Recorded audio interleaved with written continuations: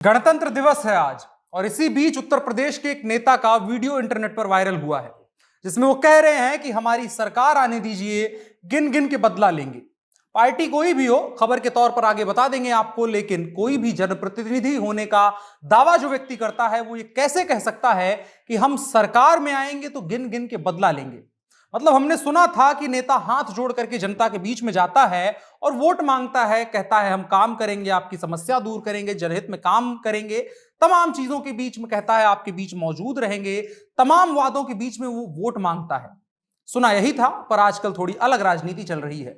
यहां धमकियां दी जा रही हैं और धमकी दे करके वोट मांगा जा रहा है। कहा जा रहा है कि हम सरकार में आएंगे तो गिन गिन के बदला लेंगे। मैं कहना चाहता हूं कि अगर ऐसा है कि आप सरकार इसलिए बनाना चाहते हैं ताकि आप किसी से गिन गिन के बदला ले सके, तो ऐसी सरकार को बनने से पहले ही खत्म हो जाना चाहिए। यह लोकतंत्र के माथे के कलंक है। गणतंत्र दिवस के दिन शर्मनाक है कि ऐसी खबर हमको सुनाने के लिए आना पड़ रहा है और आपको सुनना पड़ रहा है, लेकिन स्वीकार करिए, यह नया समाज है जहां सब कुछ जायज है और यही लोग आने वाले दिनों में संविधान की कसम खाएंगे और उसके बाद अपने पुराने वादे जिसमें वो कह रहे हैं कि गिन गिन के बदला लेंगे, उनको गिन गिन करके निभाएंगे। गणतंत्र दिवस की मुबारकबाद के साथ आइए आपको खबर बताते हैं। मेरा नाम अनुराग मिश्रा है और आप जनता जंक्शन देख रहे हैं। उत्तर प्रदेश विधानसभा चुनाव के लिए 10 फरवरी को पहले चरण का मतदान होना है। मतदान से पहले नेताओं के विवादित बयान वक्त बेवक्त सामने आ रहे हैं। ताजा मामला मेरठ दक्षिण सीट का है। यहां पर समाजवादी पार्टी के प्रत्याशी आदिल चौधरी का विवादास्पद बयान एक वीडियो के रूप में सामने आया है, जो इन दिनों सोशल मीडिया पर तेजी से सर्कुलेट हो रहा है।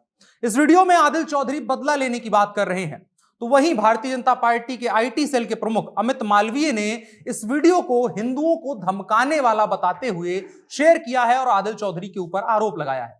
लगातार भाजपा के लोग सपा के ऊपर इन दिनों यही आरोप लगा रहे हैं।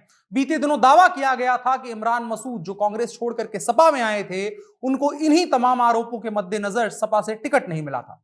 नाहिद हसन, जिनको सपा की कैराना सीट से उम्मीदवार बनाया गया है, उनके ऊपर सुप्रीम कोर्ट तक ने तल्ख टिप्पणी की थी। भाजपा ने भी आरोप लगाया था और बहुत सारे लोगों ने इस मामले को गंभीर बताया था कि नाहिद हसन जैसे व्यक्ति को टिकट कैसे दिया जा सकता है।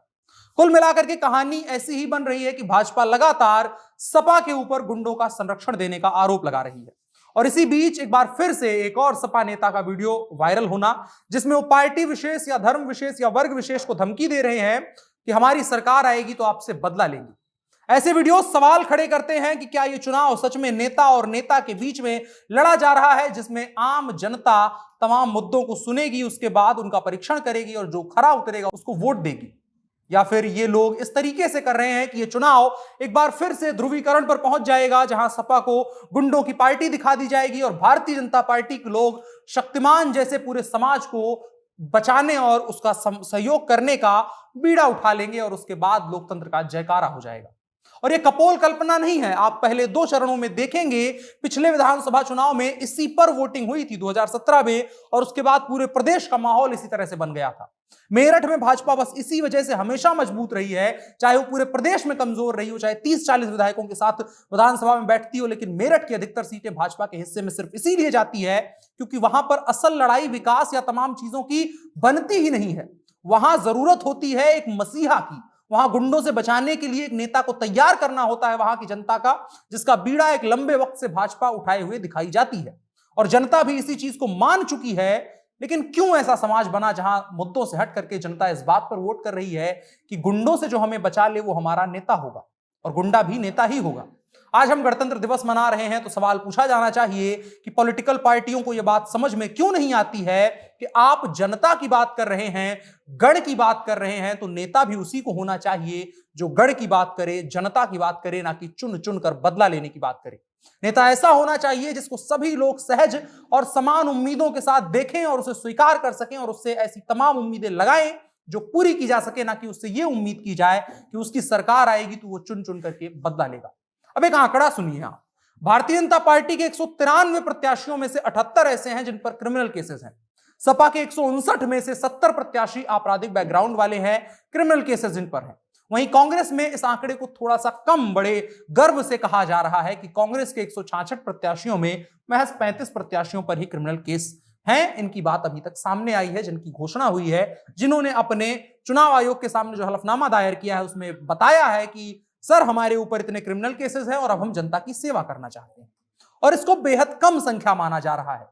एक सरकारी नौकरी के लिए लड़के राह चलते पुलिस वालों का तमाचा सिर्फ इसलिए बर्दाश्त कर देते हैं, पलट कर जवाब नहीं देते ताकि ये केस ना लग जाए और कहीं नौकरी से वो छूट ना जाए। और हमारे यहां नेताजी लोग बड़े गर्व से गिनवाते हैं कि साहब 13 मुकदमे थे, 8 में बरी हो गए हैं, सरकार आने दीजिए, बाकी सब भी साफ हो जाएंगे। आदिल चौधरी जैसे नेता इस बात को साबित करते हैं कि फिलहाल तंत्र बहुत आगे जा चुका है, गण बहुत छूट जा चुका है।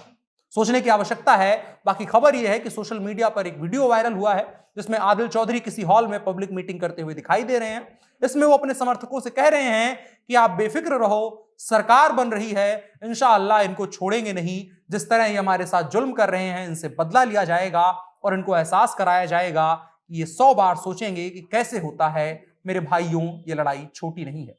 भाई किनको कह रहे हैं और आगे चल करके उन भाइयों के साथ क्या किया जाएगा, ये आप सभी को पता है। नाम सिर्फ एक है, आदिल चौधरी। उसके अलावा उस नाम के पीछे खड़ी पूरी फौज देखी। वो किसी भी पार्टी में हो सकता है, कोई भी नेता हो सकता है, किसी भी विचारधारा वाला हो सकता है। भाजपा आईटी प्रमुख अमित मालवीय ने सपा प्रत्याशी आदिल चौधरी का वीडियो ट्वीट करते हुए लिखा है कि मेरठ दक्षिणी से सपा उम्मीदवार आदिल चौधरी ने हिंदुओं को धमकी दी है। कहा है कि हमारी सरकार आई तो छोड़ेंगे नहीं, चुन चुनकर बदला लिया जाएगा।